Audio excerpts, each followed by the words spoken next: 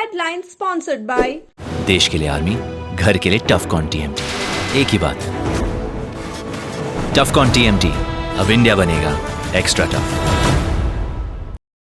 Electric उपकरणों में 38 वर्ष पुराना नाम अनीता इलेक्ट्रिक स्टोर और अब नए रूप व क्लेवर में आपकी सेवा में तत्पर है। हमारा पता बाभनटोली मोड़, गिरिडीह। हड्डी व नस से जुड़ी समस्या हो या फिर जनरल बीमारियां, इसके उपचार के लिए बिना समय गंवाए पहुंचे पावित्री हॉस्पिटल। हमारा पता कॉलेज मोड़ के निकट रेलवे ओवरब्रिज की पूरब की ओर, सिहोडी, गिरिडीह। प्रदीप इलेक्ट्रिक स्टोर्स की नई पेशकश प्रदीप सेल्स। विश्व स्तरीय fancy lights, electronic items, Damro का फर्नीचर समेत अन्य इलेक्ट्रिक उत्पाद। पता मकतपुर रोड, गिरिडीह। गिरिडीह में बेहतर चिकित्सा सेवा के लिए पहुंचे नवदीप नर्सिंग होम। हमारा पता बिशनपुर, पचम्बा रोड, गिरिडीह, पचम्बा थाना के निकट।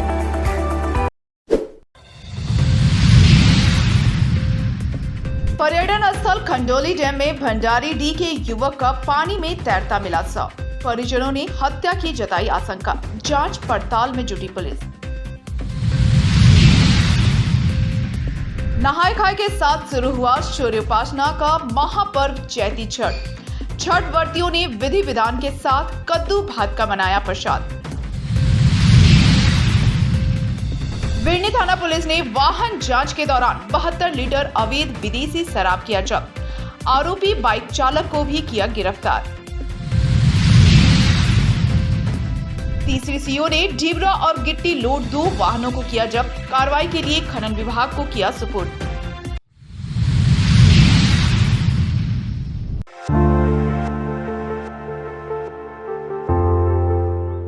गिरिडीह जिले के पर्यटन स्थल खंडोली डैम में शुक्रवार की सुबह मिले 100 की पहचान कर ली गई है। मृतक की पहचान नगर थाना इलाके के भंडारी डी निवासी मोहम्मद शमशाद अली के 18 वर्षीय पुत्र मोहम्मद तंजील के रूप में की गई है। इस बाबत मृतक के पिता मोहम्मद शमशाद अली ने बताया कि उनका बेटा तंजील टोटो चलाने का काम करता था। बुधवार की सुबह 9 बजे वह टोटो लेकर घर से निकला था। इसके बाद से वह वापस नहीं लौटा। उसके घर वापस नहीं लौटने पर परिजन लगातार उसकी खोजबीन में जुटे हुए थे। उनके द्वारा नगर थाने में आवेदन भी दिया गया था। इसके बाद आज सुबह खंडोली डैम में 100 मिलने की सूचना मिली, जिसके बाद उसकी पहचान की गई। हाँ, 10 तारीख को बुध के दिन ये लड़का जैसे रोजाना टोटो चलाता था वैसे चलाने के लिए निकला और जब 12 बजे खाना खाने के लिए नहीं आया तो कॉल किए तो स्विच ऑफ बता रहा था। स्विच ऑफ बताया और फिर तलाश उसी दिन से कर रहे हैं, थाना में भी दिए रिपोर्ट। तो आज ये समाचार मिला तो वहाँ पहुँची, यही तो मामला है। ईद से एक दिन पहले ये घर से निकला था। सब ईद की तैयारी के लिए जो कपड़ा उपड़ा लाया था सब वहीं घर भंडारी डी। 100% गारंटी है इस बात की कि इस बच्चे का मर्डर किया गया है। मृतक तंजील के भाई बताया कि डैम के पास ही उसका टोटो और मोबाइल मिला था। बताया कि शरीर पर चोट का निशान है। तौहीद ने आरोप लगाया कि भाई की हत्या कर 100 को डैम में फेंक दिया है। परिजनों ने पुलिस से मामले की जांच कर कार्रवाई की मांग की है। हाँ सर, वो मोहम्मद तंजील जो है वो हमारा मामा का लड़का, वो फ़ोन किया था तो पता चला कि 9 बजे वो सुबह में निकले थे चांद रात के दिन में, लेकिन फिर शाम में घर नहीं आ पाए तो कॉल किए तो नंबर लगाने के बाद में वो उसका स्विच ऑफ बता रहा था। तो हमको लगा कि ट्राई व्राई करने घर शायद काम कर रहा होगा मार्केट में, लेकिन कॉल नहीं लगा। फिर सुबह में भी वही हाल हुआ। परेशान होने के बाद में जब ईद के दिन में भी नहीं आ पाया तो हमने कहा कि थाना में FIR करो, तो थाना में FIR किया। तो वहाँ से भी बताया थाना में कि अपना स्तर से जांच पड़ताल करो। तो हम लोग अपना स्तर से जांच पड़ताल करने के लिए मोटरसाइकिल लेकर पचम्मा, लखारी और जो शेड एरिया है नदी बंदी के किनारे में हम लोग जांच पड़ताल किए। तो जांच पड़ताल में मिला कि शायद वहाँ लखारी तरफ एक चना बेचते हैं। वो बताएं कि इस टेम्पू वाला में 4-5 लड़का मिल करके, और वो फ़ोटो दिखाएगा कि मिल करके ये साइड में शाम में 3 से 7 के बीच में घूम रहे थे। तो उस हिसाब से हम लोग वहाँ पर कैमरा भी जांच करवाएं। तो कैमरा शायद उसको ऑपरेटिंग करने नहीं आ रहा था, तो फिर हम लोग आ गए। तो फिर रात हो गया काफ़ी। फिर सुबह में कॉल आया कि खंडोली डैम में वो सब पड़ा हुआ है। तो हम लोग जाके देखे तो सब पड़ा हुआ है और पता चला कि चांद रात को ही टेम्पू मतलब है कि पुलिस कब्जा में ले लिए थे। वहाँ पे जो संचालक है खंडोली का वो ले लिए थे, लेकिन सब जो है आज मिला, यानी 2 दिन के बाद में, जब पूरा डेड बॉडी पूरा फूला हुआ पड़ा ये वो, तो जो इसका फोटो देखने के बाद भी लगता है कि वो उसको कोई मार के फेंक दिया गया इस टाइप का।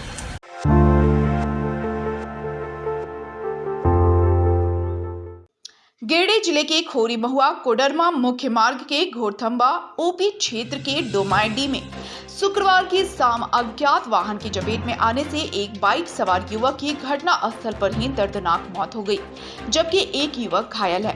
घटना के संबंध में बताया जाता है कि उत्तरी डोरंडा पंचायत क्षेत्र के पांडेडी निवासी यमुना पांडे का 20 वर्षीय पुत्र दिवाकर पांडे अपने चचेरे भाई मोहित पांडे के साथ खोरी महुआ की ओर से अपने बाइक से वापस पांडेडी घर लौट रहा था। इसी क्रम में डोमाइडी स्थित गुड्डू होटल के सामने अज्ञात वाहन की चपेट में आ जाने से बाइक सवार युवक दिवाकर पांडे की घटना स्थल पर ही मौत हो गई, जबकि मोहित पांडे गंभीर रूप से घायल हो गया। बताया जाता है कि 1 वर्ष पूर्व ही मृतक युवक का विवाह गुंडरी निवासी पंकज पांडे की पुत्री पम्मी देवी के साथ हुआ था।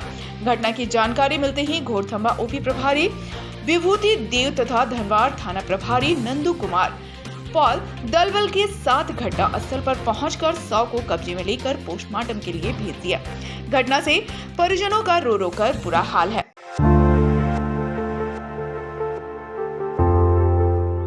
शौर्योपासना का महापर्व चैती छठ शुक्रवार को नहाय खाए के साथ शुरू हो गया। 4 दिवसीय लोक आस्था के महापर्व के पहले दिन व्रतियों ने विधि विधान के साथ नहाय खाए किया।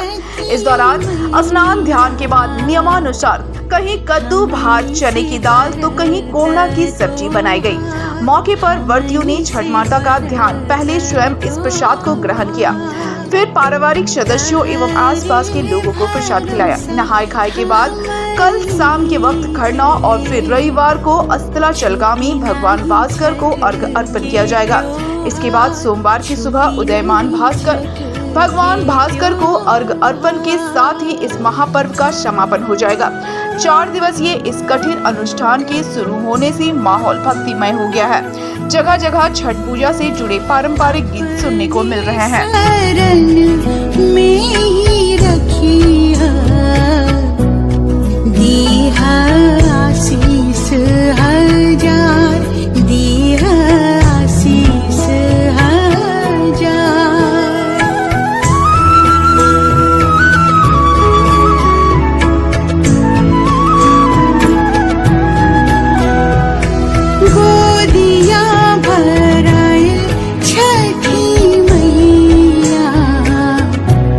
बाटे राउर किरदार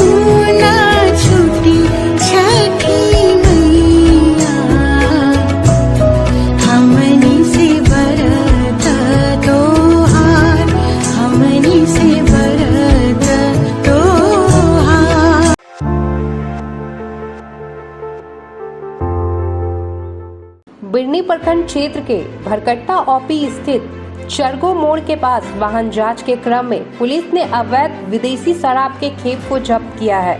इस मामले में पुलिस ने बिरनी थाना भरकट्टा ओपी कांड संख्या 78/24 दर्ज कर बाइक चालक को गिरफ्तार कर न्यायिक अभिरक्षा में जेल भेज दिया है।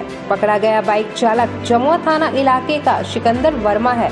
बताया गया कि भरकट्टा ओपी क्षेत्र चरगो मोड़ के समीप वाहन जांच के दरमियान एक अपाची बाइक को जांच के लिए रोका गया, लेकिन चालक ने बाइक नहीं रोका, जिसके बाद पुलिस ने पीछा कर उसे पकड़ लिया। मौके पर जांच की गई तो बाइक में लोड कार्टून और बोरा से विभिन्न ब्रांड का कुल 178 पीस बोतल बंद 71.15 लीटर अवैध विदेशी शराब जब्त किया गया। जब्त विदेशी शराब की बाजार में कीमत लगभग 25,363 रुपए है। पूछताछ के क्रम में सिकंदर वर्मा ने राजू साव का नाम बताया है। पुलिस उसकी तलाश में जुटी हुई है।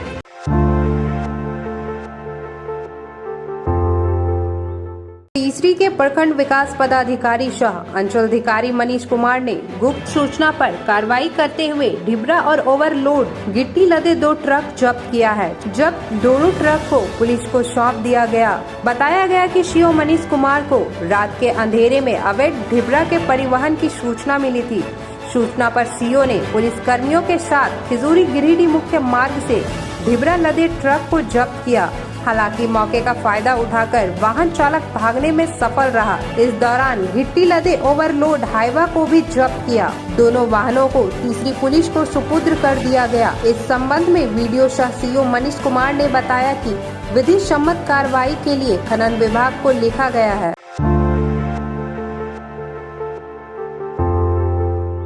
झारखंड मुक्ति मोर्चा के नेता सह धनवार के पूर्व विधायक निजामुद्दीन अंसारी ने एक बयान देकर राजनीतिक गलियारे में हलचल मचा दी है। उन्होंने कहा कि कोडरमा लोकसभा क्षेत्र से एनडीए को हराने वाले एकमात्र प्रबल उम्मीदवार जयप्रकाश वर्मा ही हैं।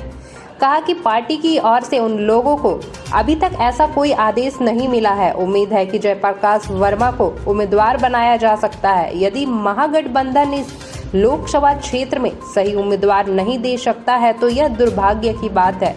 बताते चले कि गुरुवार को तीसरी में आयोजित सरहुल पर्व के कार्यक्रम में माले से बगोदर विधायक विनोद सिंह और धनवार के पूर्व विधायक राजकुमार यादव पहुंचे थे। मौके पर पूर्व विधायक निजामुद्दीन अंसारी भी पहुंचे थे, लेकिन कार्यक्रम शुरू होने से पहले ही वे वहां से निकल गए। अपने बयान में निजामुद्दीन अंसारी ने कहा कि विधायक विनोद सिंह अभी तक कोडरमा लोकसभा क्षेत्र से महागठबंधन के उम्मीदवार नहीं है। महागठबंधन में शामिल सभी दल प्रेस कॉन्फ्रेंस कर कोडरमा से भाकपा माले की उम्मीदवार को लेकर घोषणा करेंगे, तब वे आगे इस पर सोचेंगे। अभी तक तो हम लोग को पार्टी की तरफ से कोई दिशा निर्देश नहीं मिला है, क्योंकि ये कोडरमा लोकसभा क्षेत्र में अगर गठबंधन के लोग भाजपा को हराना चाहते थे तो जयप्रकाश वर्मा ही एक उम्मीदवार थे जो भाजपा को हरा सकते। अभी भी पार्टी का डिसीजन नहीं आया। हमें उम्मीद है कि अगर गहन सोच विचार करेंगे लोग तो जयप्रकाश वर्मा को ही इस क्षेत्र से उम्मीदवार बनाएंगे, और नहीं बनाए तो दुर्भाग्य है कि हमारा सोच है कि हम मोदी को हराएंगे इस देश में, उसको कुर्सी से बाहर करेंगे और सीट में सही उम्मीदवार नहीं दे पाएंगे तो हम चुनाव कैसे हरा सकते हैं। आज सर विनोद सिंह क्षेत्र भ्रमण में थे, झामुमो का एक भी कार्यकर्ता शामिल नहीं थे, वजह? नहीं, हम लोग तो नहीं जा सकते। जब तक पार्टी का दिशा निर्देश नहीं आएगा तब तक हम लोग कैसे जाएंगे किसी के कार्यक्रम में। उसका पर्सनल पार्टी का कार्यक्रम था, गठबंधन का नहीं था। अभी गठबंधन की तरफ से कहीं प्रेस कॉन्फ्रेंस नहीं हुआ है, कोई भी अखबार मीडिया में नहीं आया है। जब सभी दल के लोग एक साथ बैठ के प्रेस कॉन्फ्रेंस करेंगे और ये घोषणा करेंगे कि कोडरमा लोकसभा क्षेत्र से उम्मीदवार भाकपा माले का रहेंगे, उसके बाद हम लोग सोच सकते हैं। तो माना जा सकता है कि महागठबंधन का उम्मीदवार विनोद सिंह नहीं है। अभी तो नहीं, भविष्य में कुछ भी हो सकता है। हाँ, हो सकता।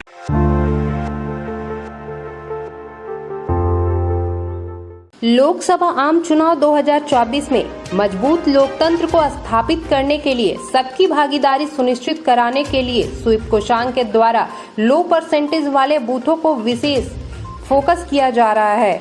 इन बूथों पर स्वीप कार्यक्रम के तहत मतदाताओं को नैतिक मतदान तथा चुनाव संबंधित जागरूकता को लेकर विभिन्न तरह के एक्टिविटी किए जा रहे हैं। शुक्रवार को डुमरी प्रखंड के लो परसेंटेज वाले बूथ छछंदो, उत्क्रमित मध्य विद्यालय और रेशम केंद्र चैनपुर में लोकसभा चुनाव के संबंध में विस्तृत जानकारी दी गई। इस दौरान उनके बीच भारत निर्वाचन आयोग के मार्गदर्शिका पुस्तिका का भी वितरण किया गया तथा सभी मतदाताओं ने मतदाता प्रतिज्ञा की शपथ ली। इसके अलावा मतदाता अभियान के माध्यम से ग्रामीण महिलाओं को उनके मताधिकार के बारे में जानकारी दी गई। इसी क्रम में स्वीप कार्यक्रम के तहत बगोदर, बिरनी व देवरी व अन्य प्रखंड के विभिन्न क्लस्टरों में मतदाता जागरूकता अभियान भी चलाया गया। इस अवसर पर कई जगह महिलाओं के बीच मेहंदी लगाओ प्रतियोगिता करवाया गया। इस दौरान महिलाओं को मत के अधिकार के बारे में भी बताया गया और चुनाव में 100% मतदान सुनिश्चित करने के लिए लोगों को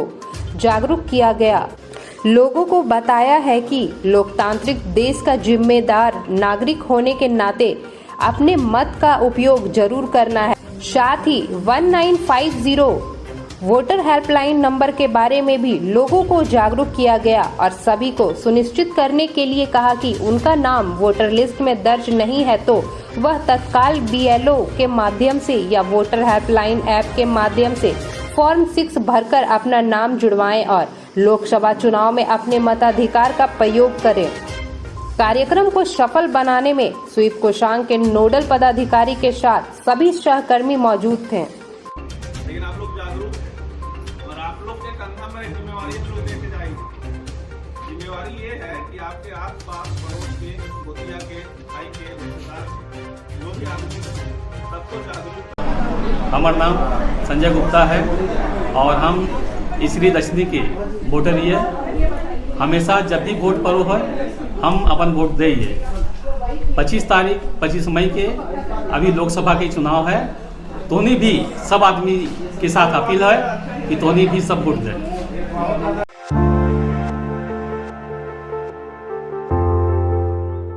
कोडरमा लोकसभा क्षेत्र से इंडिया गठबंधन के उम्मीदवार बगोदर विधायक विनोद सिंह और धनवार के पूर्व विधायक राजकुमार यादव ने भाजपा को आड़े हाथों लेते हुए जमकर हमला बोला। बता दें कि इंडिया गठबंधन उम्मीदवार विधायक विनोद सिंह और पूर्व विधायक राजकुमार यादव तीसरी प्रखंड मुख्यालय स्थित गांधी मैदान में सरहुल महापर्व के अवसर पर आदिवासी संथाल समाज सुनसार बेसी द्वारा आयोजित कार्यक्रम में भाग लेने पहुंचे थे, जहां विनोद सिंह और राजकुमार यादव त्योहार मना रहे आदिवासियों के साथ मांदर व ढोलक की ताल पर जमकर थिरके। मौके पर उम्मीदवार विनोद सिंह ने कहा कि यहाँ के मूल निवासी आदिवासियों को जल, जंगल और जमीन से बेदखल किया जा रहा है। कहा कि कोडरमा लोकसभा क्षेत्र में विगत 10 वर्षों से भाजपा के सांसद हैं, लेकिन जनता पर उनका तनिक भी ध्यान नहीं जाता है। एनडीए उम्मीदवार अन्नपूर्णा देवी ने चुनावी टक्कर को लेकर उन्होंने कहा कि नाम बड़े और दर्शन छोटे वाली कहानी चरितार्थ हो रही है। सांसद से लेकर मंत्री तक के सफर में न ही शिक्षा और न ही स्वास्थ्य पर ध्यान दिया गया। आकांक्षी जिला होने के बावजूद गिरिडीह के आकांक्षाओं का गला घोटा गया। वहीं पूर्व विधायक राजकुमार यादव ने भी अपने संबोधन में केंद्र सरकार पर कई सवाल उठाए। जो है सरहुल मना रहा है, साथ ही साथ ईद भी है। ईद के मुबारकबाद के साथ ही साथ इस प्रकृति वर्ग सरहुल की जो है बहुत बहुत जोहार।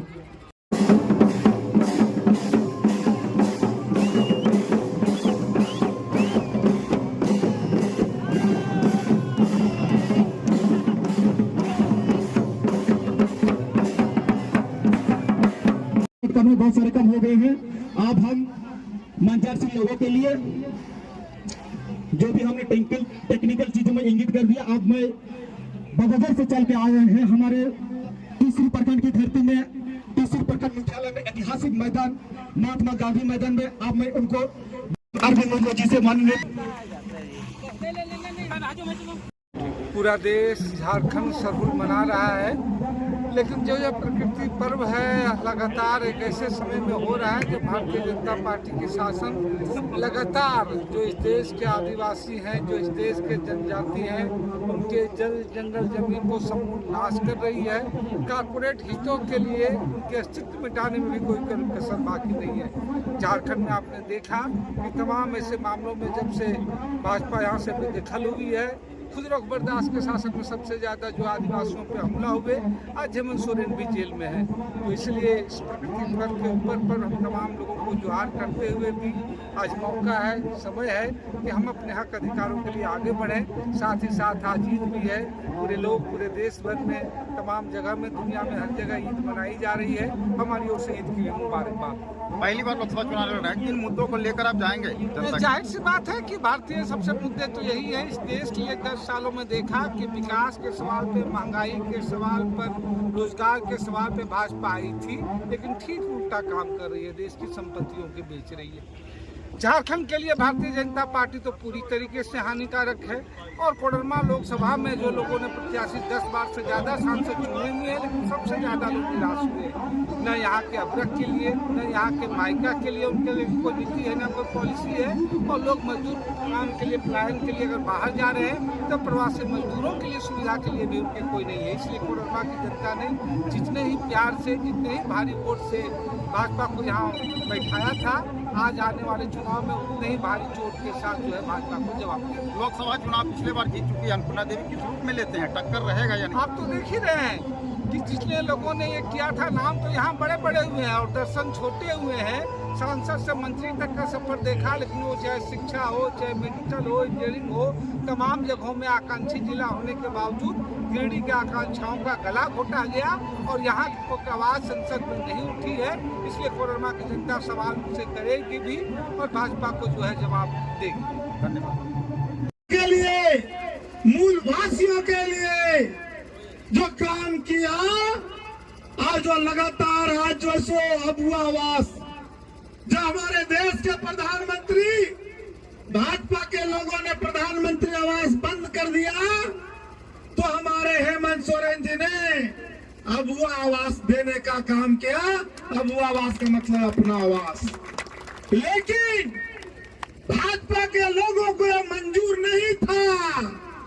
और आज हमारे वर्तमान मुख्यमंत्री श्री हेमंत सोरेन जी जेल में है, उनको झूठा जेल में भेज दिया गया है ताकि झारखंड के आदिवासियों का विकास नहीं हो। और इसीलिए 2024 में मई को आपको चुना है इस कोडरमा की धरती पर। इसलिए आदिवासी भाइयों को संकल्प लेना है कि जो ताकत ने, जो भाजपाइयों ने श्री हेमंत सोरेन जी को जेल भेजा है, उसको 20 तारीख को बदला लेना है और एक वोट उन भाजपाइयों के खिलाफ डालना है। साथियों, तीसरी के अंदर में बाबूलाल मरांडी आज धनवार के विधायक हैं।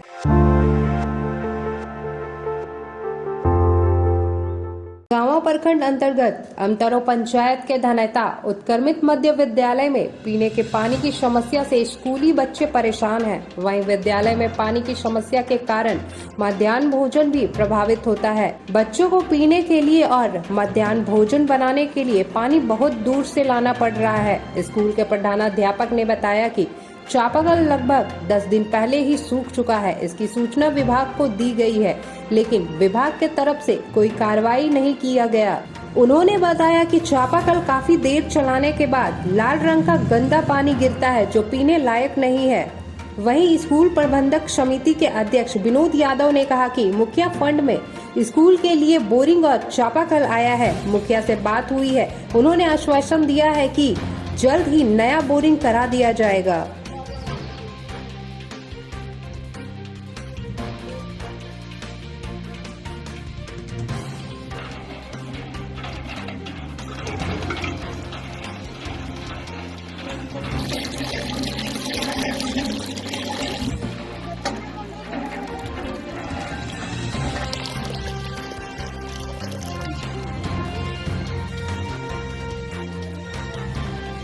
चापाकल उसका पानी बहुत गंदा होता है, बच्चों को पानी पीने में बहुत दिक्कत होती है, खाना बनाना रसोईया को बहुत दिक्कत होता है पानी, इसलिए यहाँ पानी के लिए सुधार चापाकल होना बहुत ज़रूरी है। पानी तो काफ़ी दिनों गंदा चला, जैसा गर्मी में मौसम आ रहा था पानी और गंदा होते जा रहा है। और बड़ी गाड़ी से यहाँ बोरिंग नहीं हुई है और पानी बहुत चलाने के बाद ही पानी निकलता है, वो भी पूरे लाल हो जाती है और पीने लायक पानी है ही नहीं। कितने दिन से पानी का दिक्कत है? लगभग 10 दिन से ये प्रॉब्लम चल रहा है। पानी का रंग लाल आ रहा है जो पीने लायक है ही नहीं। मूत कर्मवीर विद्यालय धन्यता में चापाकल खराब होने के कारण हमने जब मुखिया से बात की तो मुखिया बोले कि मेरा फंड में आया हुआ है चापाकल स्कूल में कराने का। मैं जई साहब को बोला हूँ 2-3 दिन के अंदर चापाकल वहाँ हो जाएगा, नया बोरिंग हो जाएगा। जब मैं जई साहब से बात किए तो वो बोले वेरीफाई करेंगे, उसके बाद हम सोचेंगे, विचार करेंगे कि पानी का व्यवस्था हम वहाँ बोरिंग करेंगे। और हमारे बच्चों को इतना दिक्कत हो रहा है यहाँ पानी पीने में और रसोई खाना बनाने में जो हद से ज़्यादा है, और हम लोग प्रयास कर रहे हैं लेकिन कोई भी पदाधिकारी जो है इस पर ध्यान नहीं दे रहा है। और सतुवर्दी जंगल एरिया है, गरीबों का यहाँ पे घर ये है, इसलिए लोग ध्यान नहीं देते हैं। इसलिए इस पर ध्यान होना चाहिए क्योंकि विद्यालय में दिक्कत होती है खाना बनाने में। गंदा पानी बहुत आता है, लाल कलर का पानी आ जाता है, बहुत दूर से रसोईया को पानी लाना पड़ता है और बच्चों को पिलाना पड़ता है। बहुत परेशानियां हो रही है, गर्मी के दिन ऐसे भी चल रहा है और यहाँ भारी मात्रा में दिक्कत हो रहा है। विलम्ब होना चाहिए डीप बोरिंग, ताकि बच्चों को मेरा सुविधा हो और रसोईया को खाना बनाने में सुविधा हो। कितने दिन से पानी का दिक्कत? 10 दिन के लगभग में चल रहा है। मैं 5 दिन से प्रयास कर रहा हूँ। मैं जई साहब से बात भी किया, मुखिया जी से भी बात की है। मुखिया जी बोले कि जई साहब को मैंने बोल दिया हूँ। जई साहब से बात की, वो बोले वेरीफाई करेंगे। अब यहाँ बच्चों को दिक्कत हो रहा है, रसोईया पानी के बिना तरस रही है, वो बोल रहे हैं कि वेरीफाई करेंगे। अब जान जाने के बाद वेरीफाई करके क्या करेंगे।